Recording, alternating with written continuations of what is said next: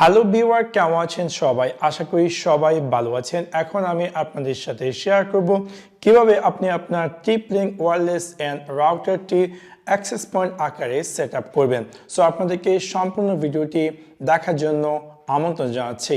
আমরা যখন এই রাউটারটিকে আনবক্সিং করব এন্ড দেন প্লাগ ইন করবো এবং এই রাউটারটি ব্যাক সাইডে আপনি দেখতে পারবেন যে একটি স্টিকার যেখানে কিনা দেওয়া আছে এই রাউটারটিকে কিভাবে ডিফল্ট অ্যাক্সেস পয়েন্ট, অ্যাড্রেস এবং ইউজার নেম, পাসওয়ার্ড, ইভেন এখানে যে ওয়্যারলেসের নামটি দেওয়া আছে ডিফল্ট এসএসডি নেম, এটা হচ্ছে ওয়্যারলেস এবং এটা হচ্ছে পাসওয়ার্ড। সো এখন আমি কি করব, আমি আমার কম্পিউটার জাম্প করব অ্যান্ড দেন প্রথমত আমি আমার কম্পিউটারে এই যে ওয়াইফাই আইডিটি আছে সেই আইডিটি দিয়ে এবং এই পাসওয়ার্ডটি দিয়ে আমি আমার কম্পিউটারে এই TP-Link রাউটারটিকে কানেক্ট করব without any cable.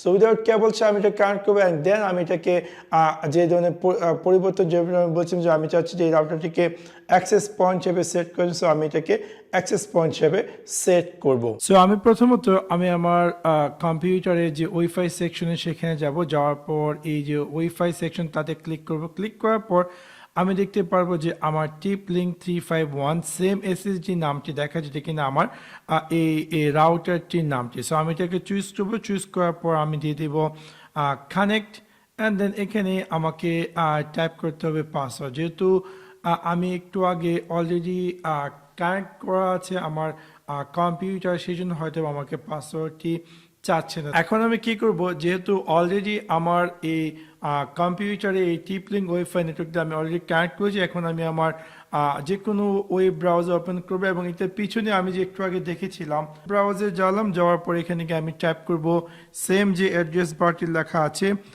http://tplinkwifi.net and hit enter এবং দেখতে পারবো যে আমি এরকম একটি স্ক্রিনে অ্যাপিয়ার করবে এবং এখানে দেখা যাচ্ছে ইউজার নেম অ্যান্ড পাসওয়ার্ড।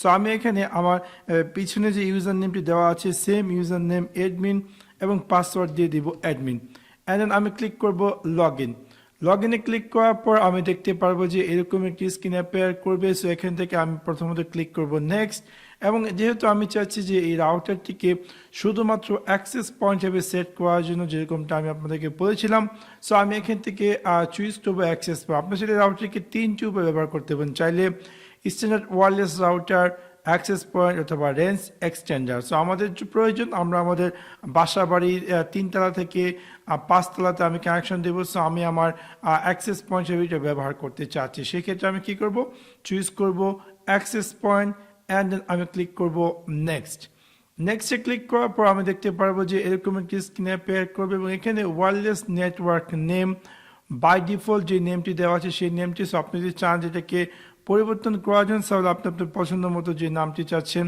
সেই নামটি দিয়ে দিবেন এবং দেন এখানে দেখা যাচ্ছে যে ওয়াইফাই পাসওয়ার্ড। সো আমি এখানে টাইপ করে দিচ্ছি ওয়াইফাই পাসওয়ার্ডটি। আপনি আপনার ইচ্ছে মতো যে ওয়াইফাই পাসওয়ার্ড চাচ্ছেন সেই ওয়াইফাই পাসওয়ার্ডটি টাইপ করবেন। সো আমি এখানে অলরেডি এখানে কি ওয়াইফাই পাসওয়ার্ড টাইপ করেছি। এখন আমি ক্লিক করব নেক্সটে ক্লিক করার পর আমি দেখতে পারবো যে এরকম স্ক্রিনে অ্যাপিয়ার করে আমি কিপ অ্যাজ ইট ইজ রেখে দেবো এবং আমি ক্লিক করব নেক্সটে ক্লিক করার পর এখানে আমাকে দেখাচ্ছে অলরেডি আমার এই রাউটারটি অ্যাক্সেস পয়েন্ট হিসেবে সেট হয়ে গেছে। আমাকে জাস্ট রিবোটে ক্লিক করতে হবে। সো রিবোট হতে অ্যারাউন্ড 2 মিনিটের মতো সময় লাগবে এবং আমার এই রাউটারটি রিবুট হয়ে যাবে এবং দেখতে পেলাম যে ফাইনালি কিন্তু আমি আমার এই রাউটারটিকে TP-Link রাউটারটিকে অ্যাক্সেস পয়েন্ট হিসেবে সেট করেছি এবং আমি আমার পছন্দ মতো একটি এসএসডি নেম এবং পাসওয়ার্ড সেট করেছি। সো এবার খুব সহজে আপনি চাইলে আপনার যে TP-Link 450 ওয়্যারলেস অ্যান্ড রাউটারটি আছে সেটিকে যদি চান যে অ্যাক্সেস পয়েন্ট হিসেবে সেট করার জন্য, তাহলে এই সিম্পল ট্রিকটির মাধ্যমে সেই কাজটি করতে পারেন। সো আশা করি আপনাদের এই ভিডিওটি ভালো লেগেছে। যদি ভিডিওটি ভালো লেগে থাকে অবশ্যই লাইক এবং শেয়ার করতে ভুলবেন না। Thanks for watch my video. See you next one. Piece.